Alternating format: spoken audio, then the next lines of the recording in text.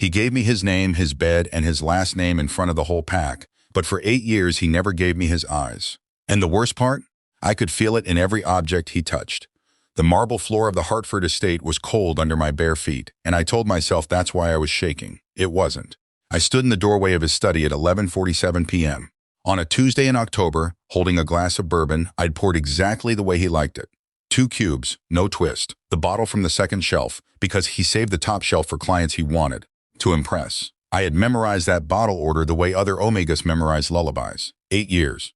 That's how long I'd been the Omega husband of Damien Wescott, the cold alpha king of the Wescott pack, the man who ran half the East Coast through quiet phone calls and quieter signatures, and who had not looked at me, really looked at me, since the night we exchanged bonds in front of 300 witnesses on the South Lawn. He was on the couch with his laptop open, glasses low on his nose, one hand absently rubbing his jaw the way he did when he was annoyed he didn't look up. Set it on the desk, Theo. Theo. Not honey, not baby, not even my Omega. Just Theo, the way you'd say intern or driver. I set the glass down. My fingers brushed the edge of his fountain pen, the heavy black one his grandfather left him. And the world tilted the way it always did. Psychometry isn't pretty when it hits you sideways. It's not visions, it's feelings, layered ones. Like opening a closet full of someone else's coats and smelling every place they'd ever been. The pen showed me his afternoon, a laugh that wasn't mine, a name on his lips that wasn't mine, a hand on his sleeve, a small one with painted nails, the scent of lavender and old summer. Caleb.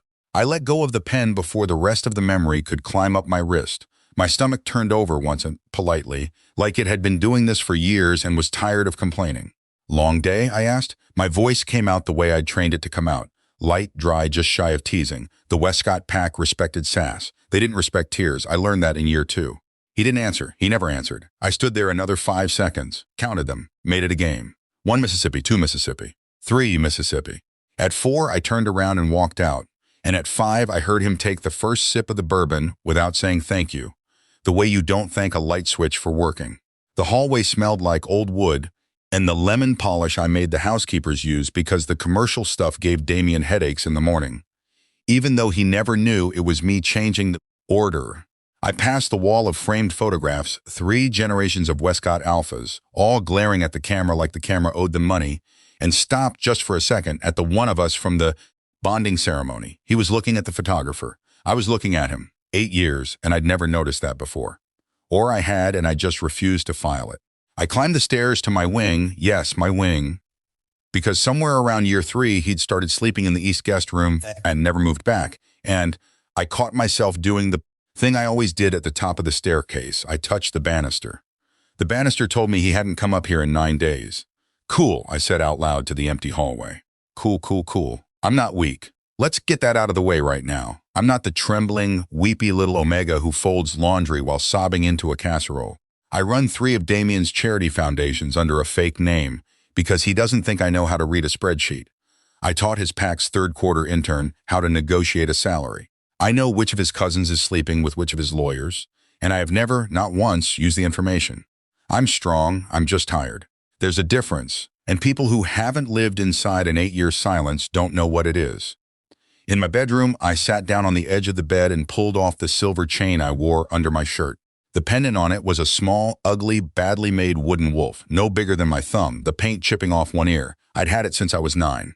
A boy gave it to me at a summer camp in New Hampshire, the year my mother sent me away because I'd presented as Omega too early, and she didn't know how to look at me. The boy was 12, scrawny, mean to everyone but me, and he'd carved it himself with a butter knife because the camp wouldn't let him have a real one. He'd told me very seriously, "When I find you again, you'll know it's me. Don't lose this." I never lost it. The wooden wolf had been silent for 21 years. It had never shown me anything. Not a flicker, not a feeling, not even a face. Psychometry has rules I don't always understand, and the most useful object in my entire life had always been the most stubbornly mute. I rubbed my thumb over the chipped ear out of habit. Then I froze. For the first time since I was 9 years old, the wolf showed me something. It was a hand, a man's hand, adult. Setting a small overnight bag on the marble floor of a foyer I knew very well, the foyer of this house. He was here, he was downstairs, he had just walked in. My pulse went somewhere it had no business going. Through the air vent above my bed, I heard the front door close, 2 floors down, and Damien's voice. Damien, who hadn't raised his voice in 8 years, who hadn't cared enough to raise it, say, soft and shaken and a little bit broken in a way I hadn't heard since our bonding night. "Caleb, you're home?" The word home did something to me that the bourbon couldn't have. I sat on the edge of my bed with the wooden wolf burning hot against my sternum, and for one long, stupid second I forgot how to breathe like a person. My lungs went on strike. My chest went hollow. The pendant on its chain felt like someone had pulled it out of a fire and dropped it directly onto my skin, and I almost laughed, because of course it would pick tonight to wake up. 21 years of silence and the little wooden wolf decides tonight is the night it has opinions. Home. I rolled the word around in my head like a marble. In 8 years, Damien Wescott had never once called this house anything but the property. He called the kitchen the kitchen. He called our bedroom the east wing. He called me, on a good day, by my first name. But this Caleb, whoever he was, this Caleb got home. I stood up so fast the room tipped, and I caught myself on the bedpost with the kind of dramatic grip you usually only see in soap operas. The bedpost showed me nothing. Wood is loyal.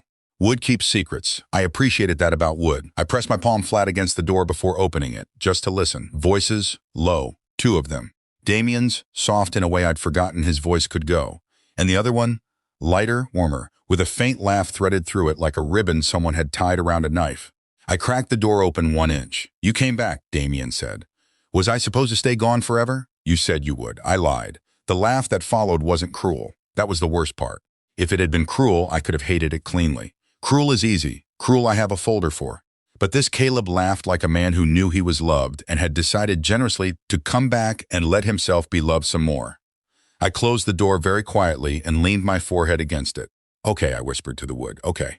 The wood again said nothing, loyal little soldier. I walked to the mirror. The Omega looking back at me was frankly doing better than expected. Light olive skin, warm undertone, sharp cheekbones, dark brown hair falling just past my eyebrows in the loose, lazy way I'd learned to style it during year 4 when I'd decided that if Damien wouldn't look at me, I would at least look good for the housekeepers. My eyes were still big and dark and stupidly expressive, which had been a curse my whole life. I'd been told as a child that my eyes gave everything away. Tonight they were giving away exactly nothing. I tilted my chin. "You," I said to the mirror, "are not going to cry in a silk pajama set." Absolutely not. The aesthetic alone refuses. I changed out of the silk into a soft gray sweater and dark jeans because if I was about to walk into a scene I had not been invited to, I refused to do it dressed like I'd just lost a man. I'd been losing him in increments for 8 years. I wasn't about to lose him in pajamas. The wooden wolf burned warmer. I lifted the chain over my head and held it in my palm. This time the vision came clean. I saw the foyer. I saw a man's shoulder in a navy coat. I saw the back of a head. Hair the color of dark honey, slightly damp at the ends like he'd come in from the rain. I saw a small overnight bag at his feet. And faintly, layered under everything like a song playing 2 rooms away, I caught a scent. Lavender. Old, summer, pine needles, lake water, camp. My knees almost did something embarrassing. The boy from New Hampshire. The boy with the butter knife. The boy who'd carved this ugly little wolf and told me very seriously that I'd know it was him when he came back. I had spent 21 years assuming he was dead or married or a dentist in Maine. I had not even once prepared a contingency plan for him walking into the foyer of my husband's house and being called home. The wolf cooled in my palm. I slipped the chain back over my neck and tucked the pendant under the sweater, right against my heartbeat, where it could do its work in private. Then I walked calmly, like a man who had nowhere urgent to be, down the hallway and to the top of the staircase. He was right there, Caleb. The honey-colored hair, the navy coat. He'd half-turned, one hand still on the strap of his bag, and Damien was standing 3 feet from him with his glasses off, holding them by one stem like he'd forgotten they existed. Caleb looked up. Our eyes met across the foyer, and I felt the pendant give one short, sharp pulse against my chest, like a yes, like a finally, like a wolf rolling over after a long sleep. He went very still. His mouth opened, just slightly. "Hey," I said from the top of the stairs with the easiest smile I could find on short notice. "Sorry, didn't realize we were hosting. Should I have the kitchen send up a charcuterie board, or is this more of a private reunion?" Damien turned his head. For the first time in 8 years, the cold alpha king of the Wescott pack looked at me like he had just remembered I lived here. And Caleb, with his hand still on his bag, whispered one single word that was not my name and was not Damien's either. He said, "You," like the word had been sitting under his tongue for 21 years, waiting to be set down somewhere safe. I let my hand rest on the banister and gave him the smile I gave Damien's investors when they asked if I had hobbies. "Me," I agreed, "in the flesh. Try not to look so devastated, you'll hurt my feelings." Damien's head turned a degree further toward me, slow, careful, the way a man turns toward a sound he isn't sure he heard. His glasses were still in his hand. He'd forgotten about them. In 8 years, I had never seen Damien Wescott forget about a single thing. Not a phone call, not a dinner reservation, not the second cube of ice in his bourbon. The glasses dangled from his fingers like an accusation. Caleb's mouth was still open, just slightly. "Theo," he said. He knew my name. I had not said my name. Damien had not said my name. Caleb had said my name like he had been practicing it in front of a bathroom mirror since he was 12 years old. Inside my sweater, the wooden wolf gave one short, hot pulse, like an animal nudging the inside of a door. I came down the stairs. I took my time about it. Stairs are a stage, and I had spent 8 years not getting to use this one. My socks made no sound on the runner. I trailed my fingers along the banister on the way down, and the banister, bless its loyal soul, gave me nothing. Just the faint hum of old wax and 3 generations of Wescott palms. I stopped 2 steps from the bottom, so I was still a little taller than both of them. Small mercies, take them where you can. "So," I said. "Caleb." "Theo," he said again, softer this time. "You keep saying that." I tilted my head. "I'm starting to feel famous." A laugh broke out of him before he could catch it, this small, startled thing, and the sound did something unfair to my ribs. The pendant pulsed again. I ignored it on principle. I have ignored worse things for longer. Damien finally remembered the glasses in his hand and put them in his shirt pocket, with the careful, economical movement of a man whose body was buying time for his brain. "Theo," he said. "Oh, good, you remember it too," I said.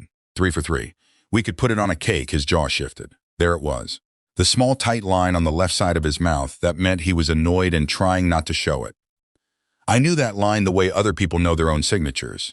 I had watched it form in slow motion across 8 years of dinners. "Caleb is staying with us for a while," he said. "Us."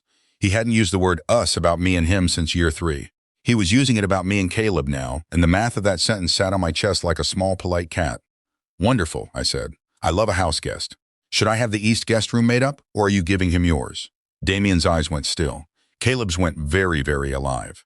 "Theo," Damien said, in his low voice, the warning one, the one he used on the board members who interrupted him. "What?" I said.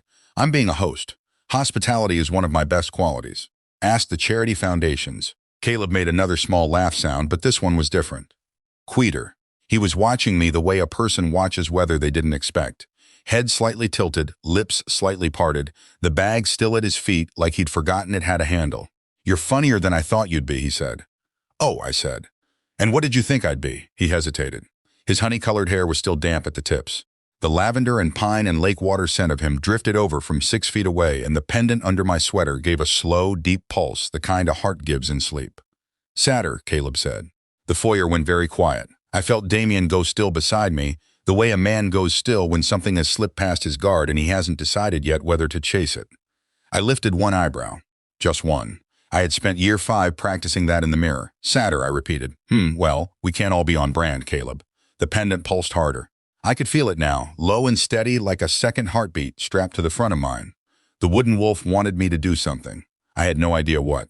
21 years of nothing, and now the little carved fool was treating my sternum like a doorbell.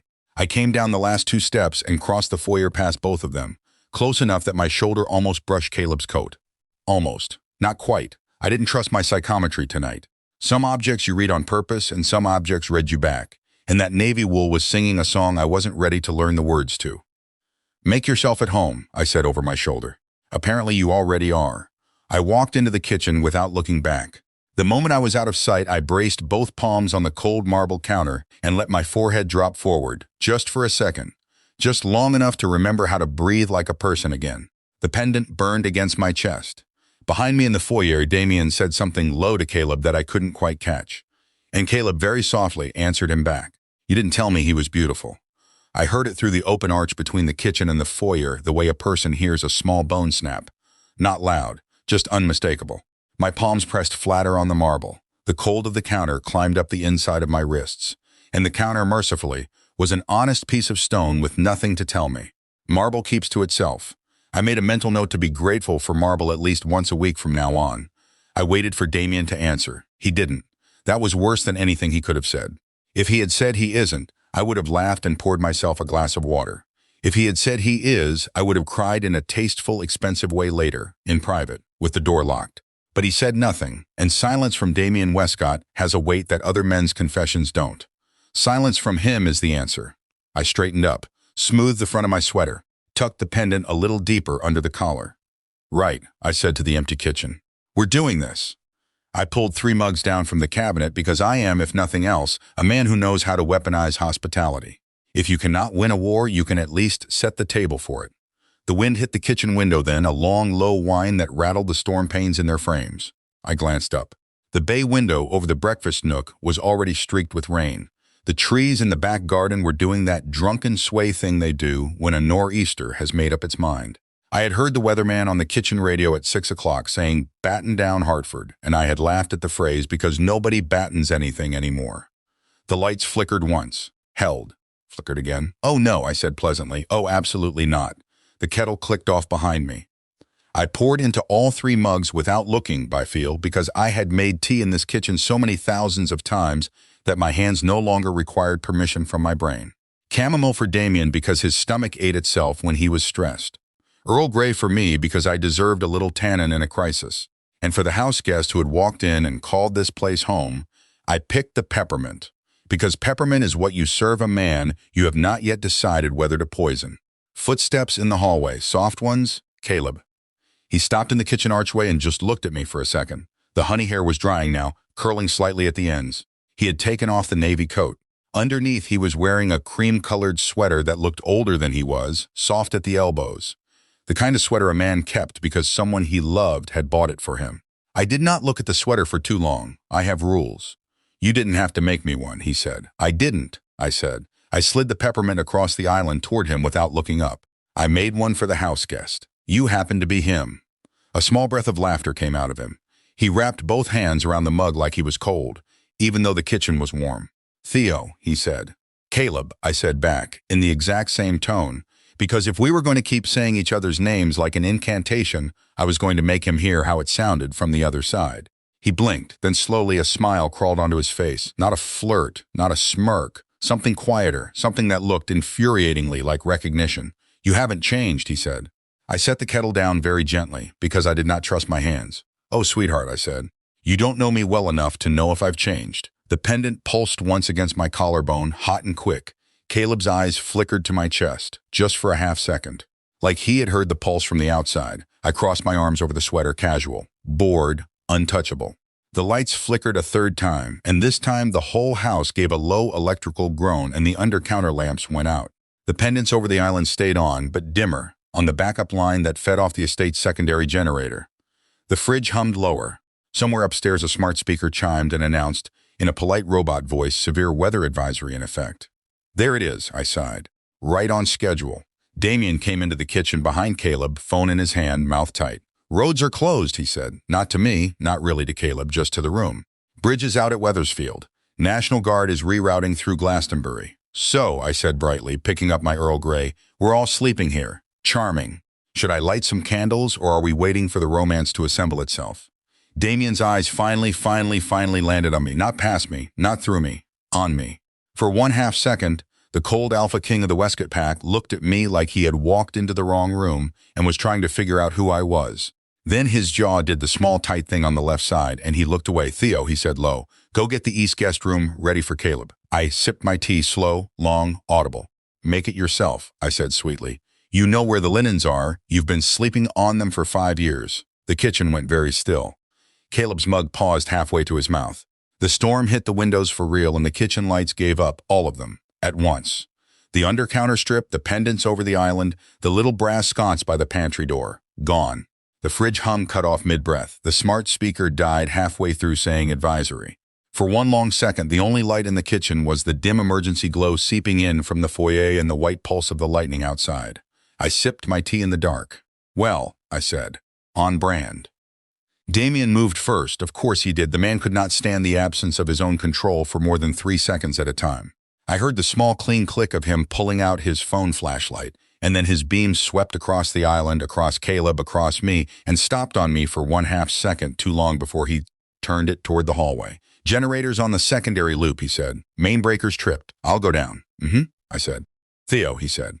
"The candles are in the linen closet upstairs." I tilted my head at him in the dark. "Are they?" His jaw did the thing. "Yes." "Imagine that," I said. "Me knowing where the candles are in my own house. What a concept." I set the Earl Grey down, slid off the stool, and padded out of the kitchen before he could give me one more domestic instruction in front of the man he had not told me was beautiful. I heard Caleb take a quiet sip of peppermint behind me. I heard Damien exhale through his nose, the way he did when he was choosing not to say something. The choosing not to say something was, frankly, the only thing he had ever been generous with. The hallway was darker than the kitchen. I pulled my own phone out, thumbed the flashlight on, and the narrow white beam carved a tunnel in front of me. The wooden wolf pulsed once against my chest. I felt it through the cotton of my sweater like a second pulse trying to sync with the first. Easy, I told it under my breath. We have a system. I climbed the stairs. At the top of the landing, the air changed. I cannot describe it any better than that. It was not colder. It was not warmer. It was thinner, the way air goes thin in dreams right before something important happens. The pendant burned hot enough that I lifted it out of my sweater on instinct, just to keep it off my skin. The little wooden wolf glowed faintly in the beam of my phone. The chipped paint on its ear looked, for the first time in 21 years, like it was humming. I stopped in front of the linen closet. I did not open it. Instead, I closed my hand around the wolf and let psychometry do the thing I had spent 2 decades begging it to do. The vision came clean. A boy, 12 years old, scrawny, skinned knees. Honey-colored hair too long because his mother had not been around to cut it. He was sitting on a dock at the edge of a lake in New Hampshire, the wood gray and warm under his thighs, the sun coming down through pine needles in slow gold pieces. There was a butter knife in his hand and a small block of pine in his lap, and he was carving with the careful, frowning focus of a child trying to make something matter. Next to him sat a smaller boy. 9. Dark brown hair falling in his eyes. Big dark brown eyes that even at 9 were already too expressive for their own good. Me. I watched my 9-year-old self lean over the older boy's shoulder and ask very seriously, "Is that supposed to be a dog?" The older boy looked offended. "It's a wolf," he said. "It looks like a dog. It's a wolf, Theo. It's a sad dog." The older boy laughed. The laugh was familiar. I knew that laugh. I had heard that laugh 45 minutes ago in a foyer 2 floors down. He pressed the small, lumpy carving into my 9-year-old palm. "When I find you again," he told me, "you'll know it's me. Don't lose this." 9-year-old me, with the entire solemn weight of childhood promises sitting on his small shoulders, said, "Okay, Kay." Kay. The vision flickered. Then it did something it had never done before. It kept going. I saw another boy walk onto the dock behind us, older, taller, 14, maybe, dark hair, sharp jaw. The kind of face that was already turning into the face I would marry 16 years later. Damien. 9-year-old me did not see him yet. 12-year-old Caleb did. Caleb went still the way prey goes still, and the carving knife paused halfway through a cut, and Damien crouched down at the edge of the dock and put one hand, very lightly, on the back of Caleb's neck. "Kay," Damien said softly. "Time to come inside." Caleb did not look at him. "In a minute." Now the hand on the back of Caleb's neck tightened, just slightly. Just enough that even at 9 years old, half watching, my younger self felt the shape of it and looked away. The vision broke. I was standing in the dark hallway of the Wescott estate with the wooden wolf hot in my palm and my own breath sawing in my chest. Damien. Damien had been at that camp. Damien had known Caleb at 12. Damien had known me at 9.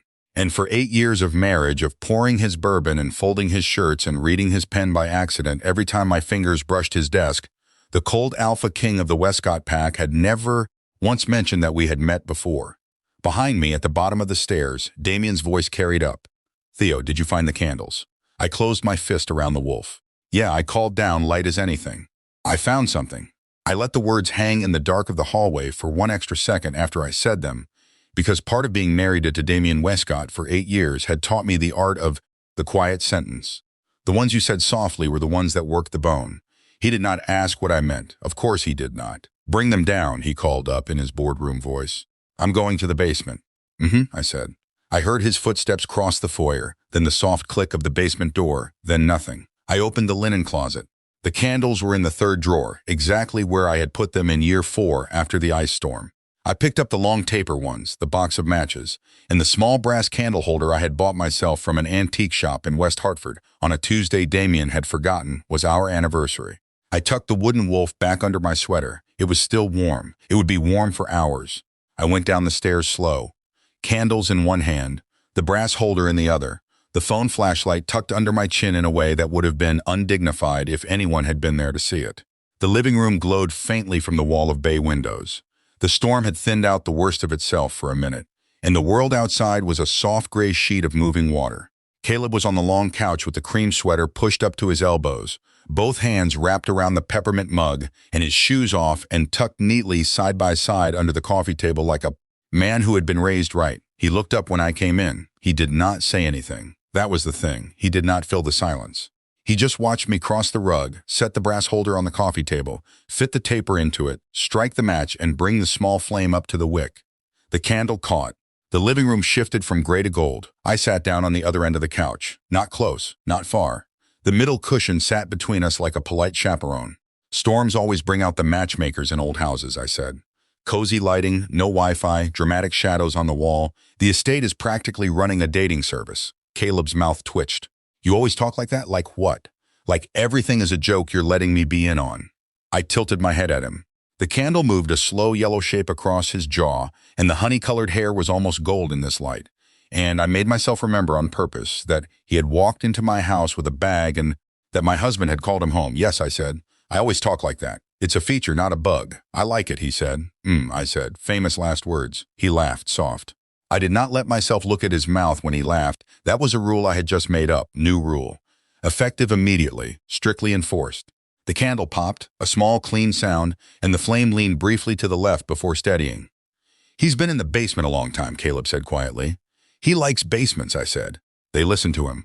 Caleb's eyes lifted to mine over the rim of the mug. They were gray, not blue-gray, not green-gray, just the color of river stones in the rain. I had not let myself notice that in the foyer. I noticed it now, and I filed it under things I will pretend I did not notice, and I tucked the file away. Theo, he said. Caleb, I said. He set the mug down on the coffee table, slow, careful, like the mug was a conversation he was choosing to put down before picking up a heavier one. Can I ask you something? You can ask. Did he ever tell you about me? The candle popped again. I let the question sit between us long enough that he would know I had heard it, long enough that he would know I was choosing my answer instead of finding it. No, I said. His jaw moved. Just slightly. A small swallow. In 8 years, I added, he has not said your name once in this house. Not on a phone call. Not in his sleep. Not at the dinner table when his sister tried to bring it up at Thanksgiving in year 2, and he looked at her the way a man looks at a thermostat he is about to break. Caleb closed his eyes for a second. When he opened them, they were wetter than they had been. He did not let the wet fall. I respected him for that. Crying in front of a stranger is a privilege you earn, and he had not earned it yet, and he seemed to know that about himself. Okay, he said. Okay, I said. The wooden wolf pulsed against my chest. Slow, steady, like a metronome trying to set a tempo for a song that had not started yet. Caleb leaned forward and put his elbows on his knees and stared at his own hands. They were long-fingered. There was a small old scar across the back of his right knuckle, white and faded, the kind of scar a kid gets when he is 12, and using a butter knife to carve a piece of pine on a lake dock in New Hampshire. I looked at the scar. The wolf burned hotter. Theo, he said to his hands, I should not have come back. Probably not. He almost smiled at that. Almost. The corner of his mouth pulled and then did not commit. He wrote me last month, Caleb said. First time in years. He said he could not breathe. He said the house was empty. He said he did not know what was wrong with him. I sat very still on my end of the couch. The house was not empty. I had been in it. I had been in it for 8 years, pouring his bourbon and changing his cleaning supplies and running his charities under a fake name. The house was the opposite of empty. The house was full of me. Damien just had not been able to see me. I did not say any of that out loud. I picked up my Earl Grey instead. It had gone cold while I was upstairs. Cold tea has a kind of dignity that hot tea does not. I sipped it anyway. What did you write back? I said. Caleb looked up at me. The candle moved gold across his face. I told him I would come see him once, he said, just once, to make sure he was still alive, and then I would go. I said. And the overnight bag in my foyer. He let out a breath that was almost a laugh and almost not. I lied, he said. I lied to him and I lied to me. I packed for a week. I set the cold tea back down. The living room was very quiet. Somewhere in the basement, 2 floors below us, I heard a small mechanical thunk that meant Damien had found the secondary breaker. A second later, the under-cabinet lights in the kitchen across the hall flickered on at half strength. Not full power, just enough. Caleb's eyes moved toward the sound and then back to me. Theo, he said, if I leave in the morning, will you be okay? I looked at him. I looked at him for a long time. I thought about the wooden wolf under my sweater. I thought about a 9-year-old boy sitting on a dock with his small palms full of carved pine. I thought about a 14-year-old Damien putting his hand on the back of a 12-year-old Caleb's neck, just lightly, just tight enough. I thought about 8 years of being called Theo like an intern. Caleb, I said, the gentlest thing I had said all night. I have been okay for 8 years and nobody noticed. One more morning is not going to break me. His face did something I did not have a word for. He reached just slightly across the middle cushion, not for my hand, for the edge of the throw blanket folded between us. He pulled it half an inch closer to himself, like a man who wanted permission to feel cold. I did not stop him. Behind us, the basement door clicked open. Damien's footsteps came up the stairs, even and unhurried the way they always did. Caleb's hand went still on the blanket. The candle on the coffee table burned steady between us, and for one slow, terrible, beautiful second, before Damien walked into the living room, I felt the wooden wolf settle warm and quiet against my chest like an animal that had finally come home. Then Damien turned the corner. He saw the candle. He saw the half-foot of blanket pulled across the middle cushion. He saw Caleb's hand still resting on it. And the cold alpha king of the Wescott pack, who had not raised his voice in 8 years, said one word in a register I had never heard from him before. Caleb. The way he said it told me everything I had been refusing to file for 8 years. Damien Wescott had a voice for boardrooms and a voice for waiters and a voice for me. I knew them all. I had cataloged them across 2,920 mornings. The voice he used to say Caleb was not on the list. The voice he used to say Caleb was the voice of a man who had been holding his breath for 16 years and had just been told he could let it go. Caleb pulled his hand off the blanket, slow, like he was trying not to startle a deer. I watched the half-inch of throw fabric slide back into the middle cushion, and I watched Damien watch it slide, and I watched the small, terrible muscle on the left side of Damien's jaw do the thing. Theo, Damien said. He did not look at me. Go upstairs, I almost laughed. The wooden wolf pulsed once, low and warm like an animal pressing its head against my hand to remind me it was there. No, I said. The living room got very quiet. I had said no to him before. I had said no to him about furniture, about Thanksgiving, about the third charity board. I had said no to him about the kind of toothpaste in the guest bathrooms. I had not in 8 years said no to him in the tone I had just used. He turned his head and looked at me. Really looked. The second time tonight. Twice in one night was a record. Theo, he said, very softly. Damien, I said, exactly as softly. The candle moved gold across all 3 of our faces. I poured your bourbon, I said. I kept my voice easy the way I had trained it. I made your tea.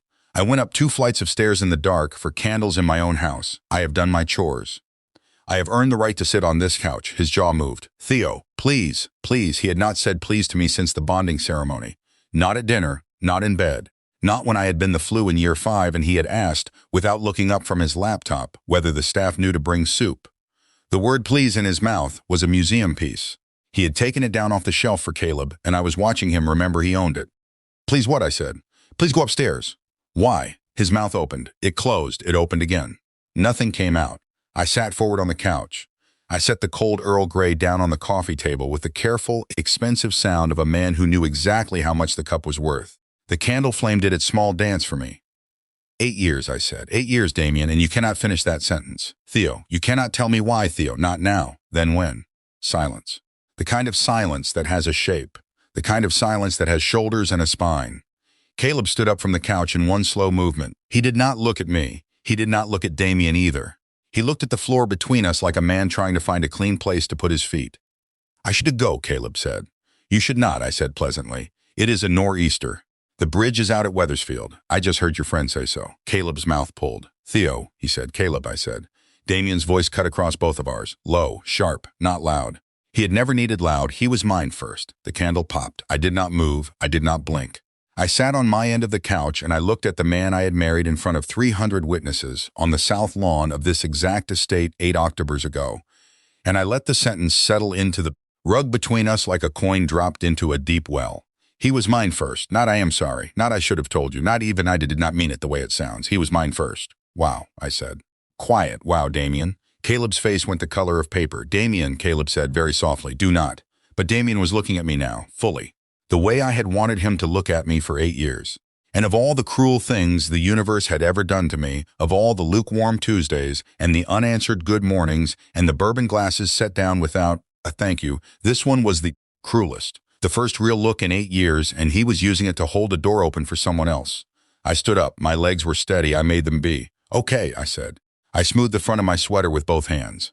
I straightened the small wooden wolf under the collar so it lay flat. Okay, cool, cool, cool, cool. Theo, Damien said. His voice had cracked somewhere in the last 3 syllables, and he had not bothered to fix it. Theo, sit down. No, thank you. Theo, I want a divorce. The words came out so light I almost did not hear them myself. The wooden wolf went very, very still against my chest, like it had been waiting all night to hear that sentence and was now holding its breath with me. Damien took one step toward me. Just one. He stopped himself. Theo, he said, you do not mean that. I looked at him. I tilted my head. I gave him the smile I had been saving for the day I knew deep in the bones of me would eventually come. It was not a kind smile. It was not a cruel one. It was the smile of an Omega who had finished counting. Sweetheart, I said gently, I have meant it for 5 years. I just finally got the receipts. I picked up the candle. I walked past both of them. I did not slam a single door on the way up the stairs. That was the part I was proudest of later, when I thought back on this night and decided which moments to keep and which moments to bury. The not slamming. The smooth, slow walk past the wall of Wescott photographs.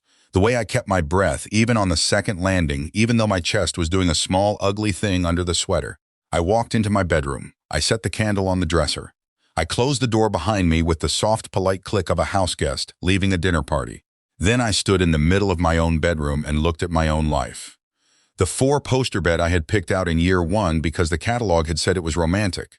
The reading chair by the window I had ordered in year 3 when I had finally accepted that he was not going to read in here with me. The little ceramic dish on the nightstand where I dropped my wedding band every night and picked it up every morning like a coin I owed somebody. The ring was sitting in the dish right now. I had taken it off before I made the tea. I had forgotten to put it back on. I picked the ring up. The metal was cool. The metal told me nothing. I had touched this ring 4,000 times in 8 years, and it had never shown me a single vision because Damien had never once held it long enough to leave a mark on it. He had put it on my finger at the ceremony, and that had been the last time his hand had touched it. I dropped the ring back in the dish. It clinked. Okay, I said to the empty bedroom. Pack. I pulled the duffel down from the top of the closet. The duffel was old.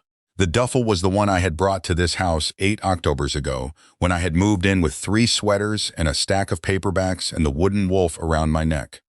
The duffel showed me, when my fingers brushed the handle, the small wash of a Tuesday morning 8 years ago. Me, 24. Standing in the doorway of this same bedroom with the bag at my feet and my heart in my throat and Damien 3 steps behind me saying, "Pick whichever side you want, Theo. This is your house now."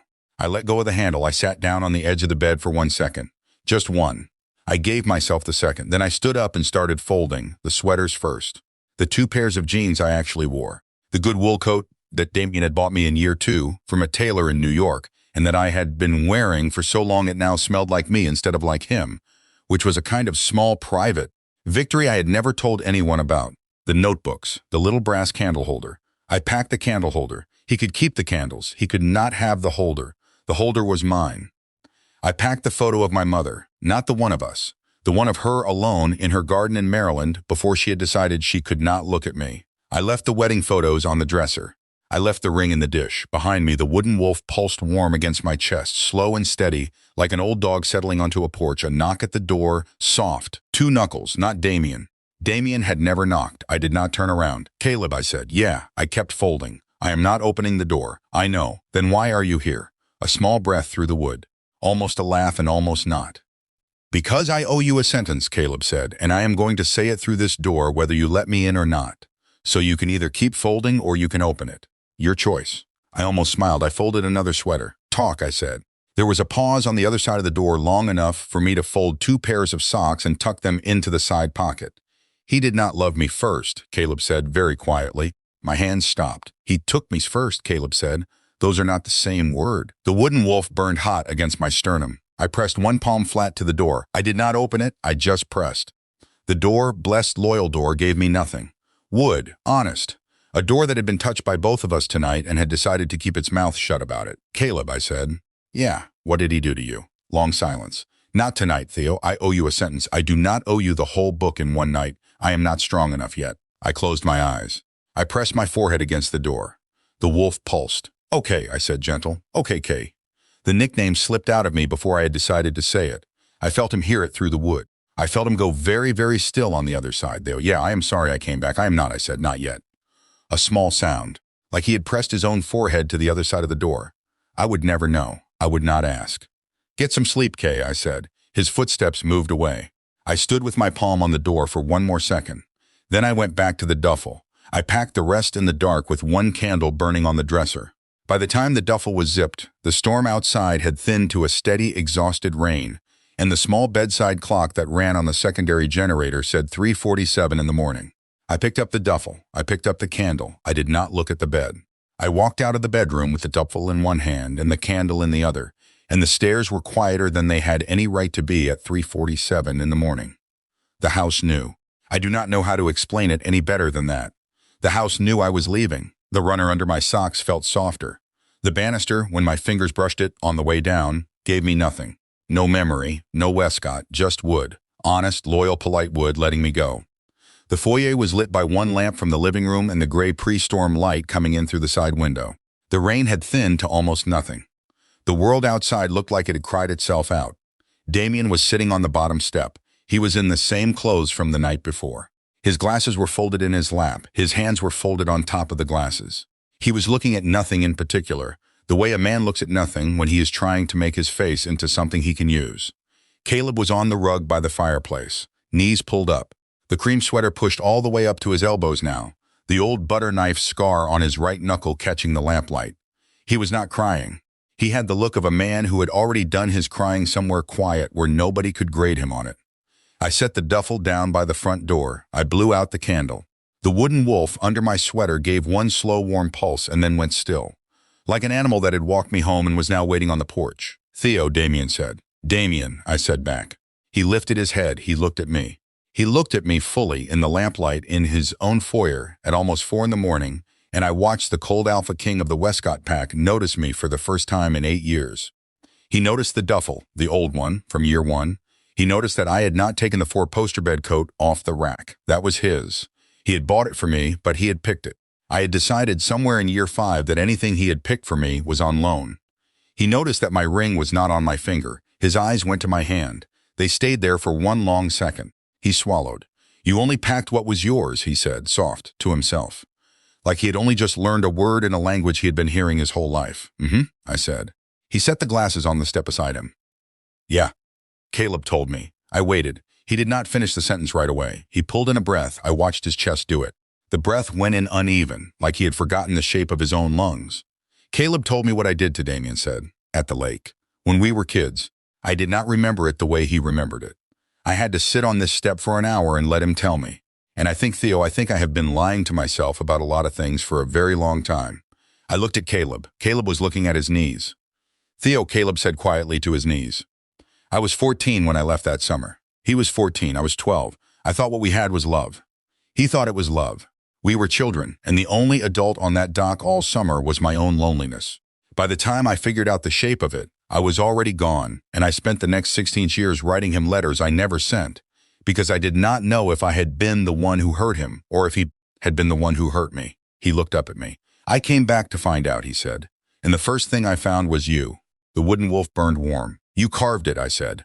"I carved it. On the dock. For me. For you, Theo. You were 9. You shared your peanut butter sandwich with me on a Tuesday. Nobody else did that. I have remembered your face every day for 21 years. I did not know it was you in that foyer until you opened your mouth and said charcuterie board like the funniest, saddest person I had ever heard." I let out one short laugh. It surprised me. It came up out of my chest like a hiccup. "Kay," I said. "Theo, you should not have come back tonight. I know, but I am glad you did." The wolf went very still against my sternum. Like it had heard the sentence it had been waiting 21 years to hear and was now retiring. I turned to Damien. He was still sitting on the bottom step. His hands were back in his lap. They were shaking, just slightly. I had never in 8 years seen Damien Wescott's hands shake. I crossed the foyer and stopped 2 feet in front of him. I knelt down, not to him, not for him. I just put myself at his level so he would have to look at me and not up at me, so he would have to listen with his whole face. "I spent 8 years being useful to you instead of loved by you," I said. He closed his eyes. "I poured your bourbon," I said. "I changed your cleaning supplies because the commercial brand gave you headaches. I ran 3 of your charities under a name you never bothered to look up. I memorized your bottle order. I knew which step on the staircase creaks. I knew you slept on your left side when you were stressed and your right side when you were lying to yourself. Damien, I knew you, down to the bone. And you never once knew which side of the bed I slept on, because for 5 years you have not been in it." He did not open his eyes. A small, hard breath went out of him. "Theo, even our wedding ring forgot your hands," I said gently. I could read every other object in this house. Your pen knew your afternoons. Your bourbon glass knew your meetings. The banister knew when you came upstairs and when you did not. But the ring you put on my finger 8 years ago never told me anything because you never touched it again after that day. The ring forgot you, Damien. I just took longer to. His eyes opened. They were wet. He did not let the wet fall. He had earned the right to cry in front of me a long time ago, and he had not used it, and he was not going to use it now. And I respected him for that, in a tired, finished kind of way. Theo, he said, and his voice cracked clean in half on the second syllable. Stay, please. I can. I will. I will learn. I will learn you. I tilted my head. Sweetheart, I said. The endearment was the gentlest one I had ever given him. It was the one I had never gotten to use. I am not a language. You do not learn me. You either listened or you did not, and you did not, and the test ended yesterday. He reached for my hand. He stopped himself. His fingers curled in midair and dropped slowly back onto his knee. I loved you the whole time, I told him, soft. That was never the problem. I know you loved me in your own way. It just was not enough to live inside. I stood up. The wooden wolf was warm and quiet against my chest. Caleb was watching me from the rug. He did not stand. He did not reach. He did not ask me to take him with me, and I would have said no if he had, and he was smart enough and tired enough and old enough to know that. Kay, I said. Theo, take care of him for a little while. Not because he deserves it, because you both need to finish a sentence you started when you were children. Caleb nodded once. I picked up the duffel. Damien did not stand. He sat on the bottom step with his glasses next to him, and his shaking hands in his lap and his eyes on my back, and I felt the look land between my shoulder blades like the first warm thing he had ever given me on purpose, and I did not turn around. I opened the front door. The morning air smelled like wet pine and old summer and a lake I had not seen in 21 years. I stepped out onto the porch. This time, when I walked out of the house, I did not wait for him to call me back. And somewhere behind me, the cold alpha king of the Wescott pack was learning, for the first time in his life, what too late feels like. Thank you for watching this story to the end. If you enjoyed it, you'll definitely love the next one. It's even crazier and more intriguing than you can imagine. Don't forget to subscribe and stay tuned. The next story drops soon.